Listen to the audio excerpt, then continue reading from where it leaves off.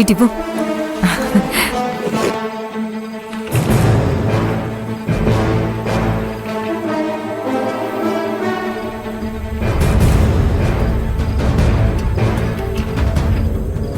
అమ్మా అమ్మా ఆ, వద్దమ్మా, నేను ఆల్రెడీ ట్రై చేశాను. ఆ నంబర్ ఇప్పుడు పనిచేయట్లేదు.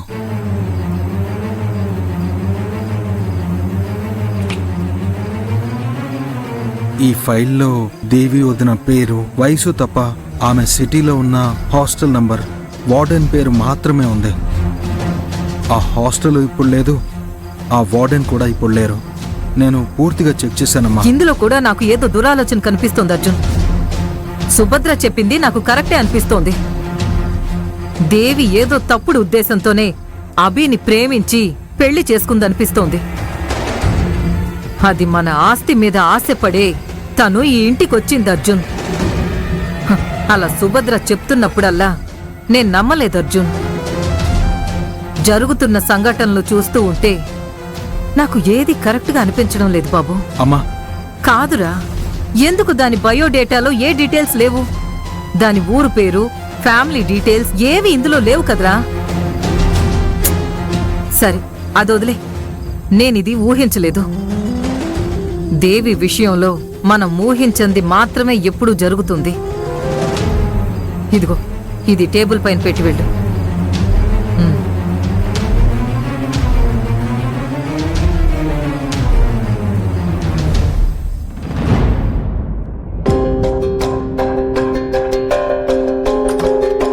చాముండేశ్వరి,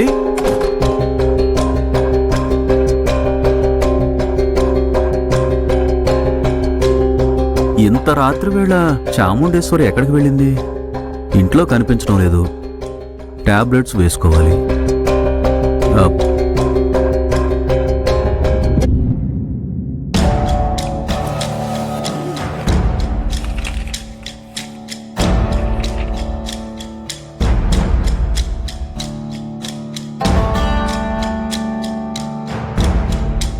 ఇది దేవి ఫైల్. మన కోడల పిల్ల. ఏదైనా సమస్య?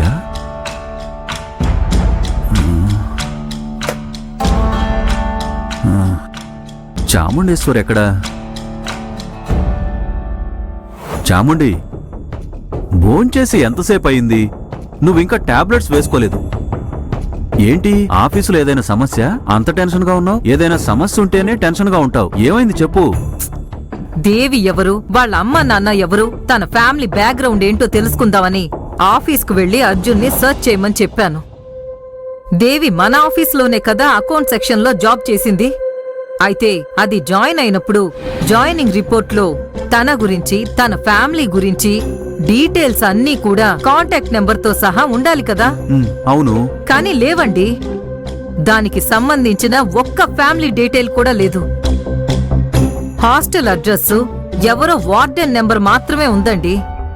ఆ నెంబర్ కూడా ఇప్పుడు పని చేయడం లేదు. అందుకే అండి, దేవి పైన నాకు డౌట్గా ఉంది. తప్పకుండా ఏదో ప్లాన్తోనే అదొచ్చి మన ఆఫీసులో చేరింది.